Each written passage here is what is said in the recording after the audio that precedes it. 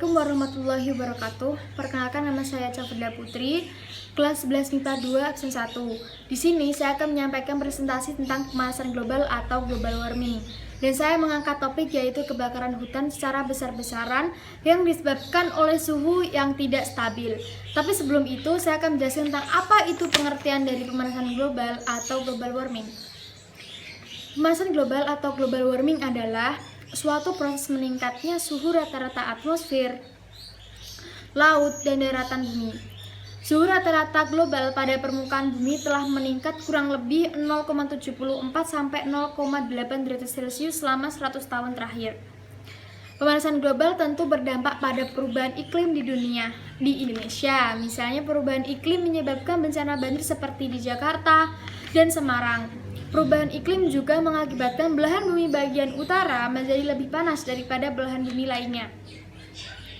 Hal ini mengakibatkan mencairnya gunung-gunung es dan naiknya permukaan air laut.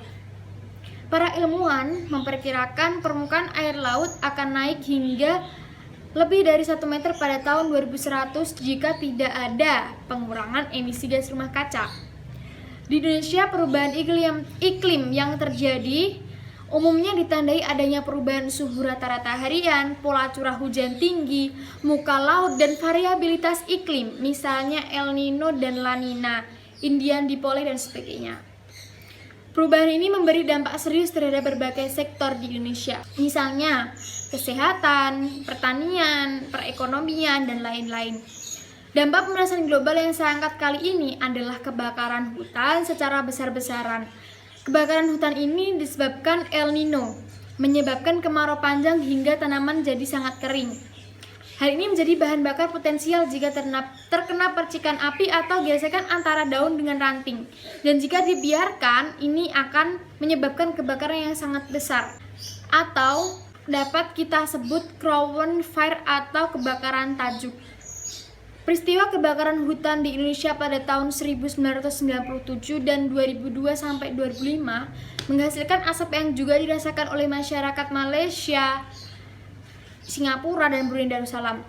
Kebakaran hutan yang tak terkendali terjadi di beberapa negara seperti Portugis, Yunani, Spanyol, Swedia, California, Brazil, dan Australia.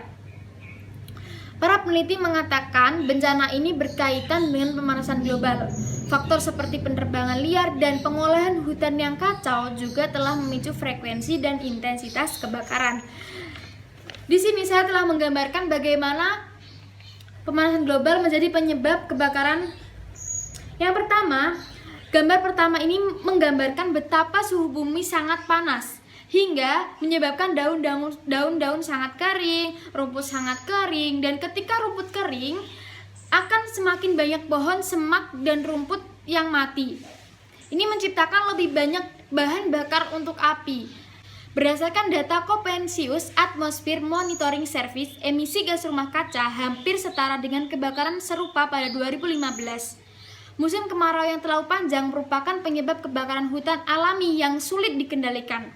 Kebakaran ini biasanya dipicu oleh gesekan pohon atau daun kering.